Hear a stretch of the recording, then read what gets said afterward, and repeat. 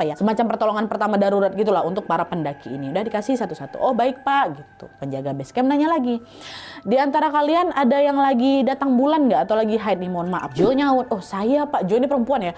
Saya pak. Kenapa pak katanya? Oh kalau gitu mbaknya daki sampai camp Gajahan aja, nggak bisa kalau sampai puncak katanya. Lo kenapa pak? Itu sudah aturan di sini, mbak ikutin aja kata si penjaga. Dah lah itu kan. Nah setelah urusan registrasi selesai, Aji sama rombongannya pun mulailah mendaki sekitar jam setengah 8 pagi.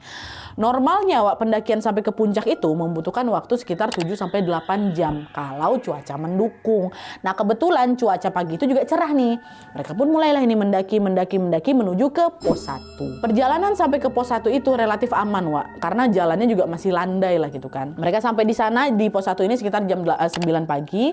Mereka istirahat sebentar, menikmati pemandangan dan lanjut lagi mendaki ke pos 2 atau pos Bogel. Tapi berbeda dari medan sebelumnya yang masih landai kali ini mereka sudah mulai ngelewatin area tanjakan tuh. Meski juga nggak begitu ekstrim, tanjakan itu cukup menguras tenaga. Ditambah lagi cuaca yang awalnya cerah-cerah aja itu tiba-tiba mulai berubah. Kabut mulai turun, langit mendung dan suhu udara juga berubah drastis waktu itu. Kondisi itu bikin Ayu, kawan yang perempuan satu lagi nih, menggigil. Badannya juga ikutan lemas nih. Jadi dia pun harus jalan sambil dirangkul sama kawannya. Ngelihat itu, Ajis, Wawa kita ini ngomong ke kawan-kawannya, "Weh, nanti kita dirikan tenda dulu aja nggak di pos 2? Kayaknya mau hujan deras lah ini. Ayu juga kayak butuh istirahat," katanya. Kawan-kawan yang lain setuju. Mereka pun bergegas lah itu kan.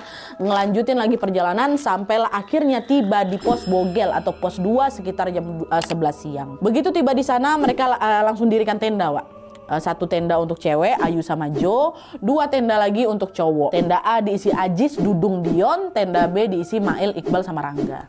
Dah, gak lama setelah tendanya berdiri, ternyata betul hujan turun deras sekali disertai juga sama angin kencang.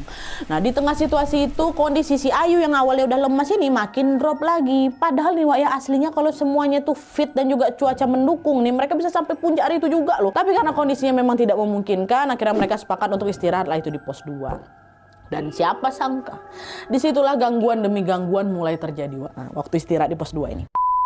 Jadi ceritanya, hujan badai yang sejak siang mengguyur itu baru reda kapan?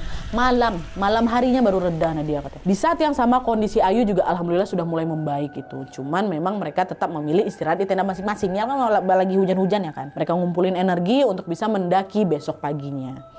Tapi sekitar jam 9 malam pas mereka udah mau tidur nih, Ajis, Dudung sama Dion yang ada di tenda cowok yang satu nih, yang tenda A itu, dengar ada suara langkah kaki masuk ke area pos 2. Mereka juga dengar ada orang yang lagi ngediriin tenda di dekat mereka.